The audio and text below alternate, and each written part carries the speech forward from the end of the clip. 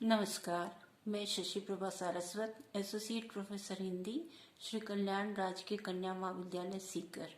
प्रिय विद्यार्थियों, आज हम पढ़ने जा रहे हैं प्रगतिवादी काव्य की विशेषताएं। जैसा कि आप जानते हैं, काव्य में प्रगतिवाद एक विशिष्ट राजनीतिक विचारधारा का द्योतक है। वह विचारधारा कार्ल मार्क्स के द्वंद्वात्मक और ऐतिहासिक भौतिकवाद पर आधारित है। मार्क्स की प्रगतिवादी विचारधारा सामाजिक व्यवस्था के आर्थिक दृष्टिकोण से संबंधित है। कुछ लोग प्रगतिवाद और प्रगतिशील साहित्य में भेद रखते हैं। उनके अनुसार मानवीय सौंदर्य शास्त्र का काम प्रगतिवाद है और आदिकाल से लेकर अब तक की समस्त साहित्यिक परंपरा प्रगतिशील साहित्य है।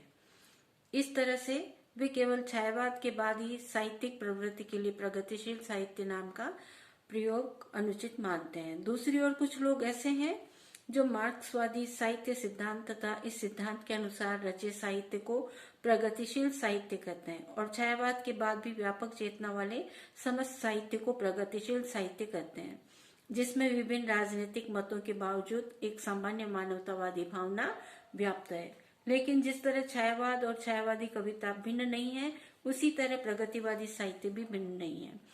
इसलिए प्रगतिवाद में भेद करने की आवश्यकता प्रतीत नहीं होती। प्रगतिवाद के प्रति प्रारंभ में जितनी ललक कवियों की रही, उतनी उपन्यासकारों की नहीं। फिर भी उपन्यासकारों ने दिल खोलकर प्रगतिशीलता को स्वीकार किया। इस प्रकार प्रगतिवाद रचनात्मक साहित्य और आलोचनात्मक मानदंड दोनों है।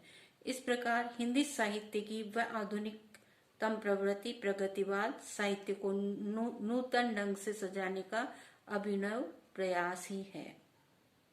प्रगति शब्द का अर्थ आगे बढ़ाना है और एक ऐसा परिवर्तन लाना है जिससे कि किसी वस्तु या विषय के गुण या परिणाम में वृद्धि हो सके। अतः प्रगतिवादी साहित्य का मूल लक्ष्य परिवर्तन ही है।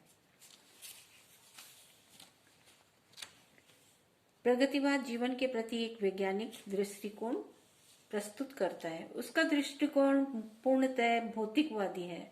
वह ईश्वर या आत्मा को मान्यता नहीं देता है। वह साहित्य में व्यक्ति व समाज की सत्ता का अंकुश चाहता है।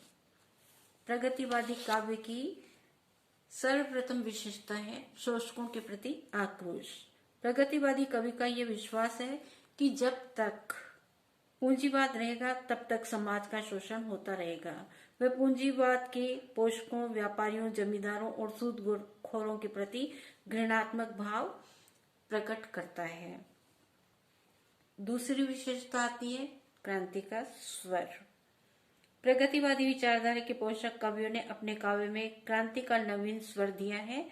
उनकी वह क्रांति पूंजीपतियों के प्रति खुला विद्रोह है। कभी कुछ ऐसी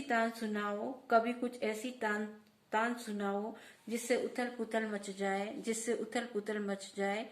इसी क्रम में पंत जी की ये भावनाएं भी देखने योग्य है। आ कोकिला बरसा पावक कंठ, नष्ट भ्रष्ट हो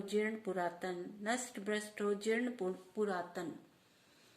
तीसरी विशेषता आती है मानवतावादी दृष्टिकोण। सामाजिक यथार्थ को प्रस्तुत कर प्रगतिवादी कवियों ने अपना मानवतावादी दृष्टिकोण प्रस्तुत किया। उन्होंने ईश्वर की तुलना में मानव को महत्व दिया है। जैसे जाने कब तक घाव भरेंगे इस घायल मानवता के जाने कब तक सच्चे होंगे सपने सबकी समता के। अगली विशेषता है रूढ़ियों का विरोध।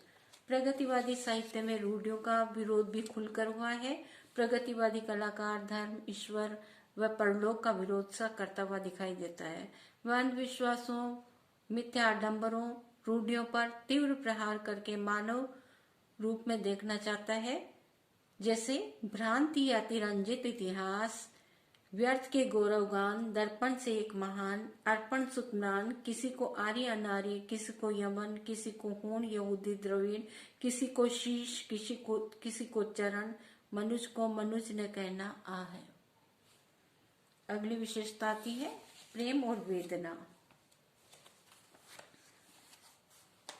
प्रगतिवादी कवियों का प्रेम और वेदना छायावादी काव्य की तरह कठिनता पर आधारित न होकर सामाजिक कार्य की भावभूमि पर आधारित है।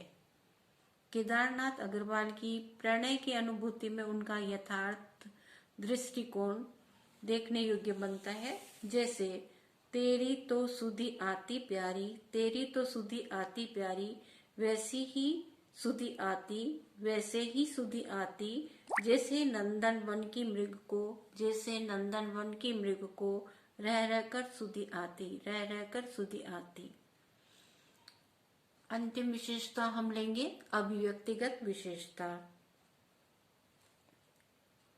प्रगतिवादी काव्य का अभिव्यक्ति पक्ष भी अनुभूति पक्ष की तरह ही प्रगतिवादी विचारधारा का पोषक रहा है। प्रगतिवादी कवियों ने अपनी विचारधारा को सरल भाषा के माध्यम से आम आदमी तक पहुंचाने का प्रयास किया है। प्रगतिवादी काव्य में वस्तु प्रधान बिंबों का प्रयोग किया गया है। वे अपनी सरलता से ही काव्य सौंदर्य बढ़ाते हैं। छंदों की दृष्टि से देखा जाए तो प्रगतिवादी काव्य में परंपरागत और मुक्त छंद दोनों का ही प्रयोग किया गया है।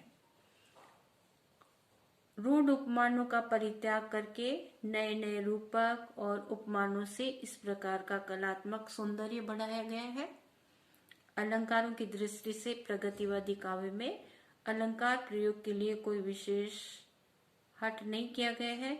स्वाभाविकता के आधार पर जहां कहीं अलंकार आए हैं, स्वाभाविक तौर पर अलंकार आए हैं, वे काव्य सौंदर्य का वर्धन करते हुए आगे बढ़े हैं, काव्य सौंदर्य को बढ़ाते गए हैं। बहुत बहुत धन्यवाद।